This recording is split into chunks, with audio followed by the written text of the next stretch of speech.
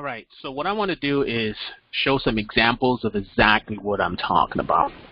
This is a chart of the SPX, and this is on the monthly time frame, okay? The tool or indicator that we're using in this case is the slow stochastic, which is right over here, okay? And what I want to point out is the fact that what most people understand the stochastic to be is something that lets you know when the market has reached overbought, which is meaning that it's at a top and should probably start coming back down, or if it's reached bottom, which is oversold, and it means that it's ready to go up. So anything up here, let me draw this right here real quick. So everything in this vicinity right here will be considered overbought, meaning that now that the stochastic indicator is in this region right here, we should be expecting the market to come down. And then everything down over here will be considered oversold, which means that when price comes down here, it is ready to start going up. So if we look right here at this vicinity right here, we can see that price went up. If we look down here, we can see that, you know, price kind of like did something. But here's the thing. Now, what I want you to pay attention to is the fact that when stochastic came to the bottom right here, okay, this vicinity right here, that was equivalent to stochastic, so the price, the start price being somewhere around here, okay? But what ended up happening was that price tried to go up, but then failed. Then it came back again to this section right here where it was telling us, hey, we're at the bottom, it's ready to start going up. That corresponded to this vicinity right here. And what price did was kind of like try to rally, but then failed again. Now, when price came back down to this section right here, that was equivalent to this section right here. And then finally, price really started taking off, okay? The next time price came down to this vicinity was somewhere around here, okay? And that corresponded to this area right here, all right? And then price went up. But notice how we've had price pull back to this bottom right here, price came back down there, all right, and price even came down to this level right here. But notice how we did not have any of that time frame showing on the stochastic that it was at the bottom, okay? So if I was to look at this, I would say this tool, stochastic, does not work for this time frame for this particular stock. Okay, let me repeat that again. When I look at this, there's so many, you know, one, we had it at the bottom, it didn't work. If we had it at the bottom again, corresponds to this, did not work. This time it worked. This time it worked. But when we had bottoms right here, bottoms right there, and bottoms right there, stochastic was not signaling that it was effective. So that tells me right off the bat that this is not a tool that should be used for this particular stock, which is the SPX. We cannot use the stochastic on the monthly chart on the SPX. Now, if I take the exact same indicator, change nothing about the indicator, but then apply it to, say, a stock like this one, Apple, okay? Now, let's see if we can analyze this as well. When Apple had reached the bottom down here, okay, look at what happened to the stock. It started rallying. When Apple reached the bottom down here, okay, look at what happened to the stock. It signified the bottom. When Apple reached the bottom down here, what did it do again? It signified the bottom down there. Same thing right here, okay? That signified the bottom right here. And you might not see that right now because it seems like it's flat, but if I was to zoom in, let me just zoom in, look at that. You can see now how price went from almost $1 to $6.50, okay? So that was the bottom. But just because we had to zoom out, it seems like it's flat, but trust me, it is not, okay? And this is exactly what we talk about. We can even go back over here when price hit the bottom down there, okay? We can zoom in. Oops, sorry. That kind of like correlated to this right here.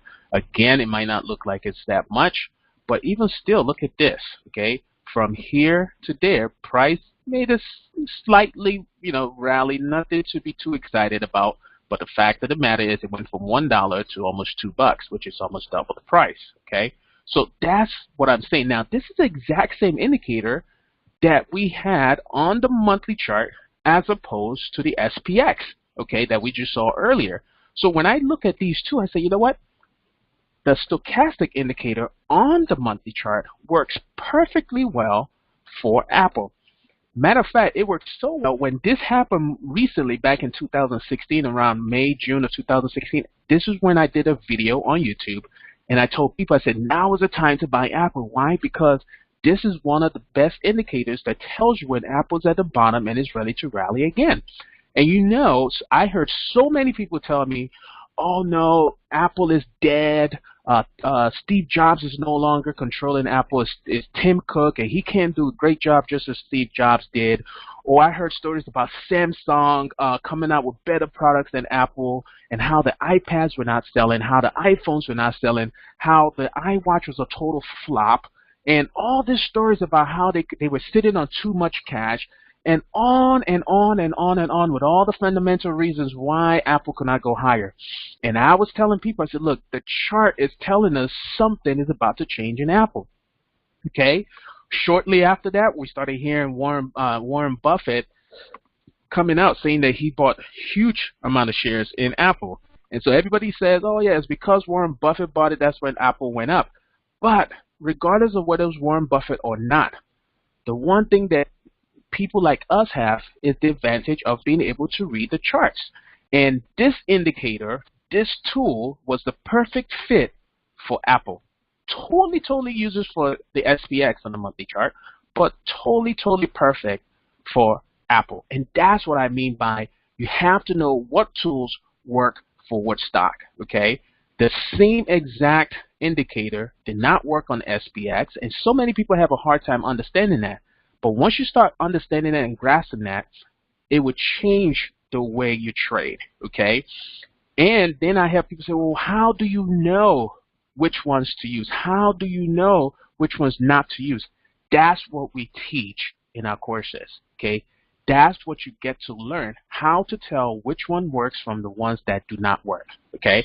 Now, let me give you another example. Let's go back to the same SPX, okay, that we were just looking at. And let me remove all these drawings over there. Let's start fresh, okay? All right, so we know it doesn't work well on the monthly chart. I'm just going to do one little thing, and that is to change this to a weekly chart, okay? Let me just zoom in. I'm just going to zoom in from over here so we can have a little bit of data, okay? And this is what I'm saying now. The exact same indicator, which did not work on the big time frame, which is like looking like a big truck. Think about a wrench to change the tires. The wrench of an 18-wheeler truck is so big because of the bolts that you need to unbolt on that truck. But try to take that same wrench and use it on a Mercedes-Benz. Okay, it will be too big for that Mercedes-Benz because a Mercedes-Benz is much smaller. Or try to use the same wrench you use on a Mercedes-Benz on a bicycle. Now all of a sudden it's like, well, a wrench doesn't work. That's not true. You are not applying the right type of wrench, the right type of size. Matter of fact, when you buy a box of wrench, they come with different sizes. Okay, so that tells you that there are so many different ways on how we can use this same tool. So if I go back here, just look at the same SPX where it was showing us that there was no real good information on the monthly chart. We can now come to the weekly chart and look at what happens. When on the weekly chart, the same exact indicator, look at what happened. When it hits this bottom, this was the corresponding bottom, okay? When we hit this bottom right here, this was the corresponding bottom right there. Look at this bottom right here, okay? That corresponded to this bottom right here. Look at this bottom right here, okay? That corresponded to this bottom right there. And then look at this bottom right here. All this right here corresponded to this bottoms right here. So now the exact same wrench could not work on the monthly chart of SPX, but it worked perfectly well on the weekly chart of the SPX, okay? So the question becomes, what tool, what indicator works better, works best on the SPX for the monthly chart, okay? I can take the same indicator, and if I put it on the daily chart, it would mean absolutely nothing to us. We can put it on the hourly chart, and it will mean absolutely nothing to us, or the 30 minutes. So the biggest mistake that anybody can make is to think, okay, I heard about this one indicator, I put it on this stock, and I'm going to put it on every single stock that I have. If you have been doing that, you have been making one of the biggest mistakes that traders make out there. And it's time for you to start changing that. It's time for you to start changing that. So that is lesson number 1. I hope you guys got something out of it. Make sure you go visit us on our website, okay? There's so much information. I mean, this is not even the tip of the iceberg, okay? There's so much information that you need to learn that is available. All you have to do is just go out there and apply it to yourself, all right? So make sure you go to our website, check out the pop quiz, check out the video, look at the indicators that we talk about today, and you will see how this will change the way you trade going forward.